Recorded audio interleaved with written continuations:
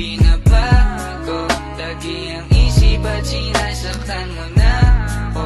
Mas okay na lumisan pa para di tayo magalitan at magsawa sa sitwasyon. Sa sitwasyon. Ako'y binago at ginago at niloko mo ako. Pag magkasama kayo ng kinakasama mo, di ko naisip kung bakit ba tayo na